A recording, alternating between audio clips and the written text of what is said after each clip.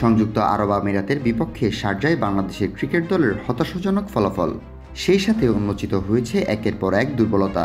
2026 টি-20 বিশ্বকাপের লক্ষ্যে এগোনোর পথে টাইগারদের এটি এক বড় ধাক্কা। কিন্তু আইসিসির সহযোগী ক্রিকেট নেশন আমিরাতের সাথে কী কারণে ব্যর্থ হলো লিটন দাসের দল?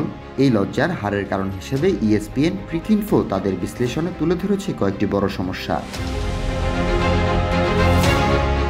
শারজায় বাংলাদেশি ব্যাটসম্যানরা আমিরাতের থেকে ওভার বাউন্ডারি বেশি হাঁকালেও বাউন্ডারি মারার দিক থেকে পিছিয়ে পড়ে।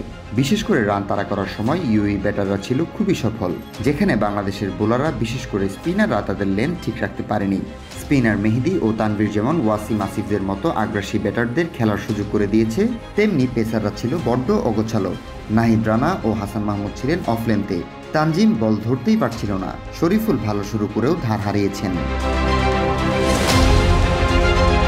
আর টাইগার অধিনায়ক লিটন দাস শিশির নিয়ে প্রতিবার অভিযোগ করলেও সমাধানের পথ খুঁজে বের করেনি দল, যেখানে প্রতিপক্ষ ইউএই আগে থেকেই অনুশীলনে ভেজা বলে প্রস্তুতি সেরে এসেছে। শিশিরে বল ভিজে যাওয়া যেমন বাস্তবতা, তেমনি তা সামলানোর কৌশল না থাকাও ব্যর্থতা।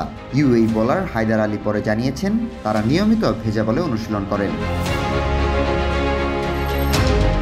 ব্যাটিংয়ে বাংলাদেশ দল বড় স্কোর দেখা পেলেও ধারাবাহিকতার ঘাটতি ছিল অনেকের। ইমন, তানজিদ ব্যাটিংয়ে ভালো করলেও লিটন, হৃদয়, শান্তরা বরাবরের মতোই ব্যর্থ। নিচের দিকে জাকের আলী যান জীবন বাজি রেখে চেষ্টা করলেও শেখ মেহেদী আর শামীমের কোনো ভূমিকাই ছিল না।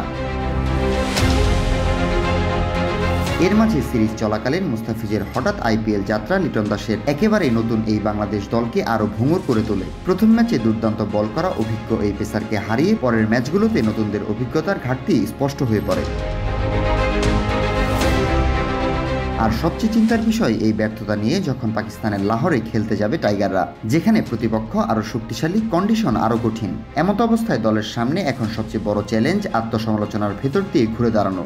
হাতে সময় খুব বেশি নেই। পাকিস্তানের বিপক্ষে সিরিজ শুধু আরেকটা নতুন সিরিজ নয়, এটা আত্মবিশ্বাস ফেরানোর লড়াই, ভবিষ্যতের প্রস্তুতির মঞ্চ। তাই প্রশ্ন একটাই, লাহোর নতুন করে জ্বলে উঠবে তো লাল সবুজের বাংলাদেশ?